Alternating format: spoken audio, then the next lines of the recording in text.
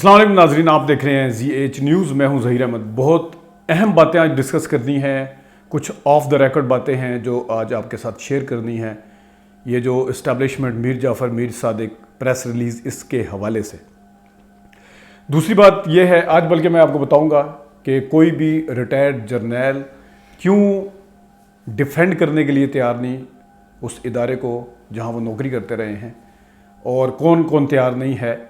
और ये भी बताएंगे कि आज किस किस को प्रोग्राम में भेजने की कोशिश की जाती रही, और ये भी थोड़ी सी बात करेंगे कि क्यों ऐसी नौबत आई है कि जो लोग साल 2 साल पहले तक गालियाँ निकाल रहे थे, तनकीद कर रहे थे, सख्त तनकीद का निशाना बना रहे थे क़यादत को, अस्करी क़यादत को, उन्हीं से अब डिफेंस करवाया जा रहा है अपना। ये सारी चीज़ें हम डिस्कस करते हैं। लेकिन सबसे पहले मैं थोड़ी सी आज, क्योंकि तकरीरें हुई हैं, शहबाज शरीफ साहब ने तकरीर की। शहबाज शरीफ साहब ने कहा कि इमरान खान साहब के ऊपर मुकदमा बनाएंगे और पता नहीं क्या क्या करेंगे। ये जो इदारों के हवाले से बोला जा रहा है इस पे तो शहबाज शरीफ साहब, आपसे सिर्फ ये दरख्वास्त है कि यही वाले सिपहसालार थे, यही वाले अस्करी क़यादत थी 2019 में, जब गुजरांवाला में इसी अस्करी क़यादत को तनकीद का निशाना बनाया था, नाम लेकर। दूसरी तरफ से इमरान खान साहब ने वजाहत किया कि मेरा इशारा जो है वो किस तरफ था। वो उन्होंने बताया कि मेरा इशारा मीर जाफ़र और मीर सादिक वाला, इन चोरों की तरफ था जो यहाँ से पैसे ले के भागे हैं। लेकिन शहबाज शरीफ साहब, आप जो मुकदमे बनाने के लिए बातें कर रहे हैं, आप अपने भाई के ऊपर भी क्या मुकदमा बनाएंगे? उनके हवाले से क्या उन्होंने आइन की खिलाफ वर्जी नहीं की थी जिस वक्त उन्होंने कहा था कि अदालती फ़ैसलों को हम, ये अदालतें, जो अवाम है, ये रिवर्स करवा देगी, जज बुगल से भरे बैठे हैं, और जर्नैलों के ऊपर क्या क्या इल्ज़ामात नहीं लगाए थे। ये सारे जो सिटिंग जर्नल थे, इनके ऊपर क्या क्या इल्ज़ामात नहीं, क्या उनके ऊपर मुकदमे बने?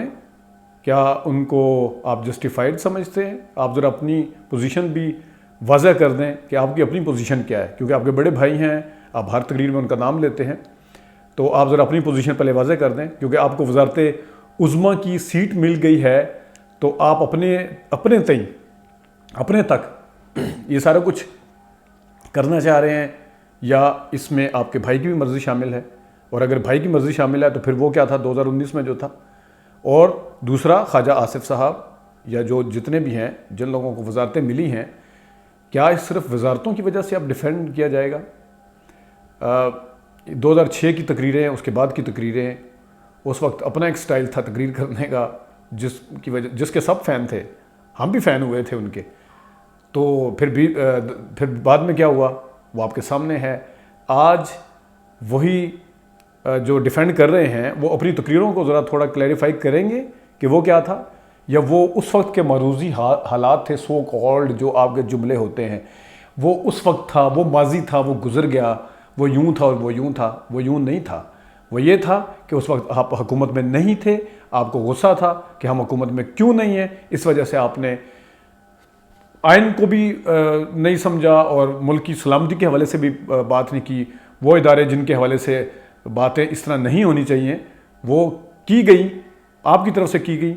और ये लम्हा फ़िक्रिया है उन इदारों के लिए भी जो आज समझते हैं कि उनका दिफा करना चाहिए। उनका दिफा वो लोग कर रहे हैं। आज दिफा कौन लोग कर रहे हैं? जो आज से 10 साल पहले, 15 साल पहले सख्त तनकीद का निशाना बनाते थे, वो लोग आज दिफा कर रहे हैं। इन इदारों को भी सोचना चाहिए। इन इदारों को भी सोचना चाहिए कि वो जर्नैल जिनकी इतनी लंबी लंबी लिस्ट आती थी मीडिया हाउसेज में, कहते थे ये हमारे स्पोक्स पर्सन होंगे, ये सारे, वो आज कहाँ हैं? आज 7 बजे के प्रोग्राम में वो कहाँ थे? आज 8 बजे के प्रोग्राम में वो कहाँ थे सारे?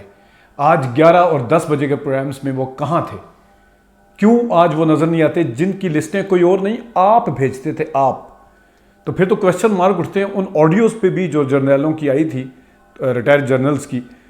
तो फिर तो उसके ऊपर क्वेश्चन मार्क उठते हैं कि क्या वो जो बाद में क्लैरिफिकेशन की वजाहत की जो ऑडियो थी, क्या वो उसके हवाले से काफ़ी क्वेश्चन उठते हैं।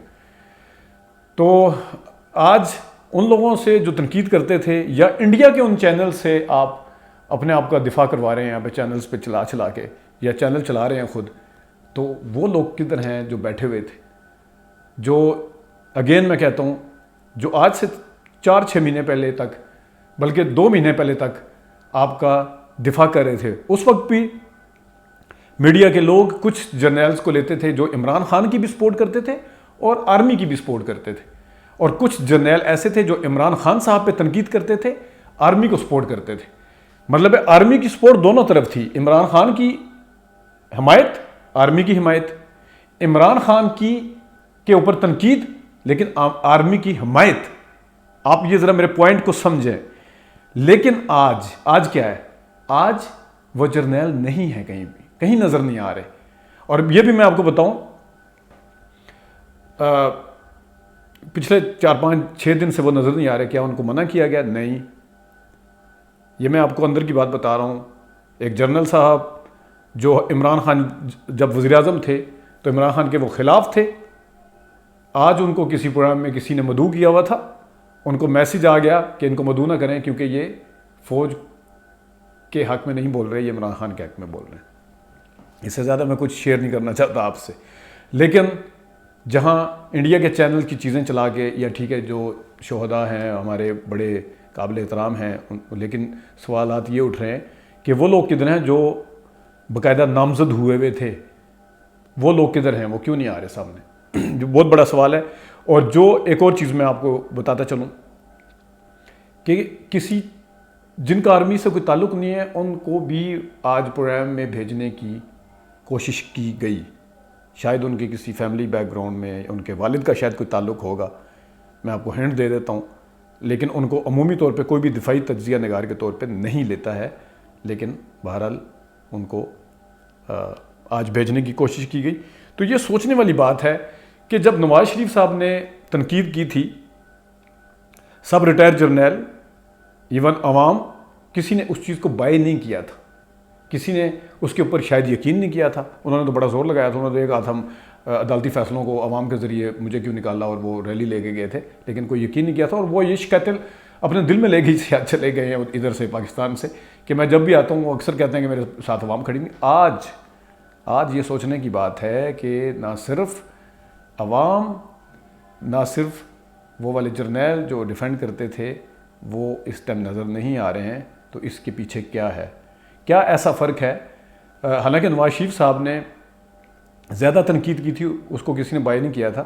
عمران خان صاحب نے تو ابھی اس طرح کی بات نہیں کی ہے، اور اس کی آج انہوں نے وضاحت بھی کر دی ہے، لیکن یہ بہرحال اداروں کے سوچنے کی بات ہے کہ ایسا کیا ہے جس کی وجہ سے یہ سارا معاملہ آیا ہے، اور یہ بڑی خطرناک طرف جا رہے ہیں۔ اور یہ جو آج شہباز شریف صاحب بڑی باتیں کر رہے تھے کہ عمران خان صاحب فوج کو تقسیم کرنے کی کوشش کر رہے ہیں، شہباز شریف صاحب کو یاد کراتے چلیں، یہ وہی نواز شریف صاحب جو تھے نا 99 میں، جس وقت انہوں نے جنرل بٹ صاحب جو تھے ان کو آرمی چیف بنا دیا تھا پرویز مشرف کے اوپر لا کے۔ تو حالانکہ آرمی کی ایک روایت تھی کہ اس میں کوئی انجینئرنگ کور کا شاید نہیں بنتا، یہ فائٹنگ کور کے بنتے ہیں، دوسری کورس جتنے وہاں سے آئے ہوتے ہیں وہ بنتے ہیں۔ تو یہ بھی ایک اٹیمپٹ تھی، اور یہ آرمی خود اس چیز کے بارے میں بتا چکی ہے کہ یہ فوج کو ڈیوائیڈ کرنے کی کوشش تھی، یہ باقاعدہ بتا چکی ہے۔ تو شہباز شریف صاحب پہلے ذرا ان باتوں پہ بھی غور کر لیا کریں، اس کے بعد کچھ چیزیں بولا کریں۔ تو یہ کچھ اہم باتیں تھی جو آج آپ سے کرنی تھی۔ جلسوں کے حوالے سے آگے پھر باتیں کریں گے، اور کافی ساری اہم باتیں ہیں وہ بعد میں کریں گے۔ آج کے لیے اتنی اجازت دیجیے، اللہ حافظ۔